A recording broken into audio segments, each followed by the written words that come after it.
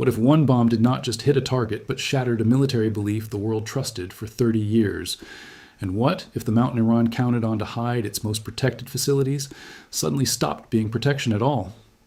If you like deep stories told in plain English, hit like, subscribe, and share this video with one person who always asks, what is really going on behind the headlines? Because this is not just a story about a bomb. It is a story about confidence. It is a story about engineering. It is a story about power, fear, and the dangerous moment when a country discovers that its safest place may not be safe anymore. When reports first emerged that the United States had used the GBU-57 Massive Ordnance Penetrator against Iranian nuclear sites, the reaction was instant. Some people called it a spectacular success. Some called it reckless escalation. Some said it changed everything overnight. Others warned that the loudest claims were running ahead of the evidence. That tension is where the real story begins. Because yes, the GBU-57 is real. Yes, it is the heaviest conventional bunker-busting weapon in the American arsenal. Yes, the B-2 stealth bomber is the aircraft built to deliver it. And yes, in June 2025, the United States said B-2s struck Iranian nuclear targets, including Fordow, the deeply buried enrichment site. This site had long been seen as one of the hardest targets on Earth. But the bigger question is not just whether the bomb hit. The bigger question is what that strike actually means. Did America truly erase Iran's underground shield in a single night? Did a 30-year investment in tunnels, concrete rock, and secrecy just collapse under one of the most precise and violent attacks ever attempted? Or did the strike destroy buildings while leaving the deeper struggle alive? To understand why this matters, you have to go back to the lesson many U.S. rivals learned in the 1990s. After the Gulf War, the world watched American air power tear apart exposed military targets with shocking speed. Tanks in the open were vulnerable. Airfields were vulnerable. Command centers above ground were vulnerable. Ammunition storage was vulnerable. If the United States could find it, there was a growing chance the United States could hit it. So the answer for weaker states was not hard to see. Go underground, dig deeper than the old bombs could reach, put the most valuable systems under mountains, reinforce every entrance, build blast doors, add layers, hide the key rooms behind rock, concrete, and time. Turn geography into armor. Iran did not invent that idea, but it embraced it with unusual discipline. Over the years, Tehran invested in buried missile facilities, hardened storage sites, protected command nodes, and nuclear infrastructure. The systems were designed to survive the kind of attack that might destroy a normal base in minutes. And sitting at the center of that logic was Fordow. Fordow was not just another industrial site, it became a symbol. Built deep inside a mountain near Qom, the facility was designed for one central purpose: survival. Not comfort, not efficiency, survival. If the outside world ever decided to attack Iran's nuclear program directly, Fordow was supposed to be the place that could endure. That is what made it so important. It was not just a place where centrifuges could spin, it was insurance. It told Iran's enemies, even if you strike us, you may not stop us. Even if you bomb us, you may not reach the heart of what matters. For years, that message carried weight. The older bunker-busting weapons in the U.S. inventory were dangerous, but they had limits. The GBU-28 was a serious weapon. It proved that deep targets were no longer untouchable. But there's a huge difference between damaging a buried facility and reliably crushing one built far inside rock and reinforced concrete. Iran understood those limits. That is one reason Fordow mattered so much. It appeared to sit beyond what normal conventional strikes could guarantee. So the United States spent years solving that problem. That solution became the GBU-57 Massive Ordnance Penetrator, often called the MOP. It weighs around 30,000 pounds. Just saying the number does not really land until you picture what it means. This is not a bomb designed to make a dramatic surface explosion for television. It is built like a giant steel spear. Its job is to survive impact, drive down through layers of protection, and then explode where the target is most vulnerable. That changes everything. A surface explosion is one thing. An internal underground detonation is something else entirely. Blast behaves differently in confined space. Pressure has nowhere easy to escape. Power systems can fail. Ventilation can fail. Reinforced chambers can crack or collapse. Tunnels can become traps. If the weapon reaches the correct depth and the fuse fires at the right moment, the target is not just hit. It can be turned into dead space. And that last phrase matters: dead space. Because underground facilities survive by staying functional. They need electricity, cooling, access routes, airflow, structural integrity, protected rooms that still work after the shock. You do not need every inch of the site to vanish for it to become useless. You only need the critical parts to fail at once. Now add the delivery platform. The B-2 is not just carrying a big bomb, it is carrying the ability to get that bomb through defended airspace with a serious chance of reaching the release point. Range matters, stealth matters, precision matters. This is why the GBU-57 and the B-2 are talked about together. One without the other is not the same story. By the time a mission like this happens, the decision is already far beyond dramatic politics. A strike on a target like Fordow requires intelligence, legal review, route planning, threat analysis, and collateral damage estimates. It requires weapons modeling, weather analysis, geology, timing, and battle damage planning. In other words, nobody wakes up and casually decides to drop one of the largest conventional bombs in the world. That alone tells you something. It tells you the United States believed the target was important enough and the opportunity was real enough. The expected result was significant enough to justify an action with global consequences. And that is why the strike caused such a shockwave. Because this was not only about one site, it was a test of an old military promise. For decades, underground hardening was sold as the answer to American air power. Dig deep enough and you can preserve your most valuable assets. Build smart enough and you can deny an enemy a clean win. Survive the first blow and you keep leverage. That belief shaped budgets, strategy, and doctrine in more than one country. Then came the strike. In the hours after the attack, strong claims flew everywhere. U.S. leaders said key Iranian nuclear sites had been hit hard. The language was bold. The imagery was powerful. Satellite pictures soon showed large craters and visible damage around Fordow. Analysts began studying impact points, surface changes, and what the pattern of strikes might mean. The obvious conclusion was that something serious had happened. But serious is not the same as simple. This is where a lot of commentary goes wrong.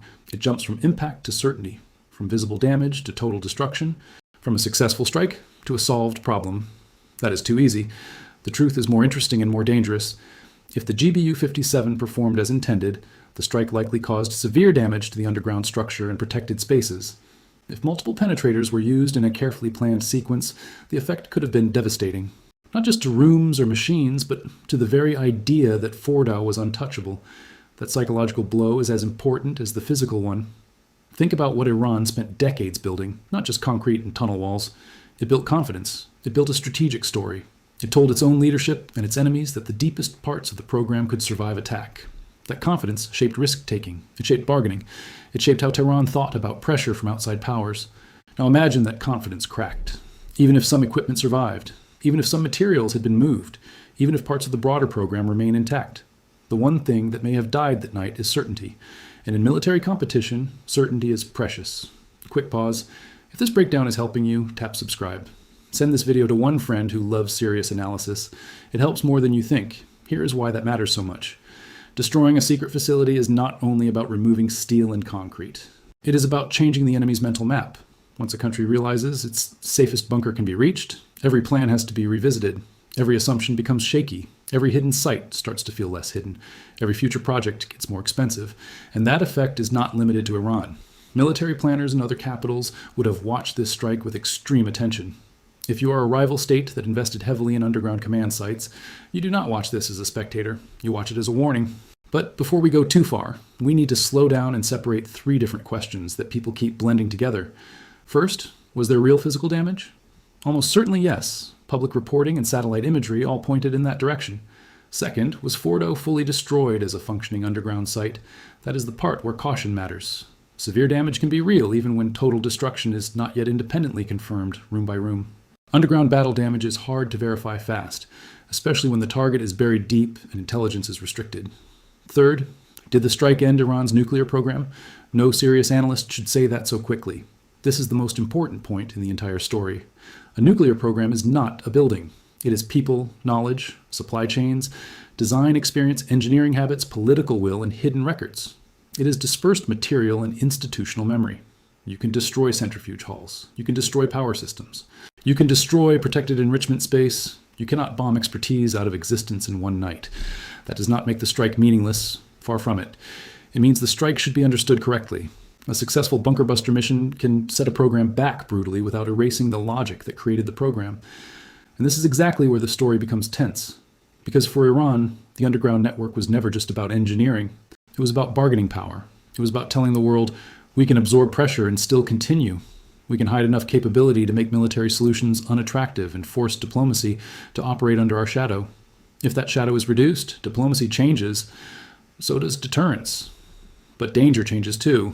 When one side loses a protected advantage, it does not always become more peaceful. Sometimes it becomes more desperate. A wounded strategy can produce rash behavior. Leaders who feel exposed may look for retaliation or new ways to rebuild deterrence. That is why this kind of strike can be both tactically brilliant and strategically risky at the same time. The tactical side is easier to admire. To hit a target buried inside rock, you need to understand the target's structure and geology. You need to predict not just where the bomb lands, but what happens after impact. How deep will it travel? At what angle? Through what material? How long before the fuse should fire? What systems create the real kill effect? That is not movie logic. That is patient engineering married to intelligence work. And when it works, it sends a terrifying message. Your depth may no longer save you. For years, Iran's underground strategy had another important function. It created time. Even if the West detected activity, there was always a question. Could an attack actually eliminate the protected capability? That question gave Iran room to maneuver. Room matters in statecraft. The harder a target is, the more hesitation it creates. The more hesitation it creates, the more leverage it gives the state hiding behind it. That is part of what Fordow represented. Now consider what happens if that calculation changes.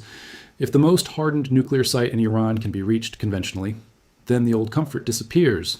Iran may rebuild, but doing so under the knowledge your deepest shelter was penetrated is different. And this is why the phrase bunkers are gone is both emotionally powerful and analytically incomplete.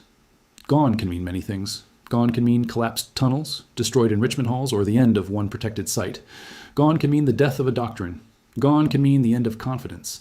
The last two meanings may outlive the first three because the strike was a strategic demonstration. It showed that the United States was willing to use a rare weapon against a rare target under real-world conditions. That matters to allies, rivals, and every intelligence service trying to understand how far Washington will go. And yet, there is a trap. A dramatic strike can create the illusion of finality. But security competition rarely works that way. Big blows often begin new rounds. They reshape the battlefield, but they do not automatically settle the conflict. So what might Iran do next? It could try rhetoric, claiming the damage was limited, or push harder on dispersion and regional pressure. It could accelerate parts of the program that are harder to monitor, or decide to go even darker, deeper, and more secret. None of those paths is simple, all are expensive, and the contest around the shattered infrastructure is still alive. If you want more videos that slow the chaos down, hit like and join the channel. Now let's talk about time. Time is everything in a nuclear dispute. How much time does a program need to recover, and how much time does diplomacy gain? That may be the most practical measure of success. Not whether every tunnel was crushed, but whether the attack stole options and confidence. Rebuilding buried, hardened space takes excavation, logistics, money, and above all, time. Sanctions and surveillance make that harder. And fear is now part of the equation. Depth no longer promises invulnerability, a change that ripples through doctrine and politics. There is also a human layer. People build strategy around what they believe will protect them. If a system fails, the shock is emotional. Somewhere in Iran, people ask, if Fordow was reachable, what else is? That question can be destabilizing and forces adaptation. The next generation of hardening may focus on dispersion, mobility, and deception. If one mountain fails, maybe the answer is smaller shadows. The strike likely inflicted severe damage on a hardened site and weakened the credibility of underground protection as a strategic shield. But one night of bombing does not magically erase knowledge or competition. In fact, sometimes they harden. The United States signaled resolve. It proved it can reach buried targets, and this message is expensive, deliberate, and impossible to ignore. If we mean the myth of perfect safety is gone, then yes, that myth took its hardest hit yet. Iran may have lost the confidence that concrete once bought. Exposed powers feel the clock, which can push them toward compromise or escalation. We may be watching the collapse of an old rule. When old rules weaken, the world gets less predictable. A sanctuary meant to survive war was forced to prove it could, and the proof may have gone the wrong way. The real question is, what was destroyed in the minds of the people who trusted the mountain? Faith is broken. This was never just a strike on a facility, it was a strike on a doctrine. And doctrines disappear when the world stops believing in them.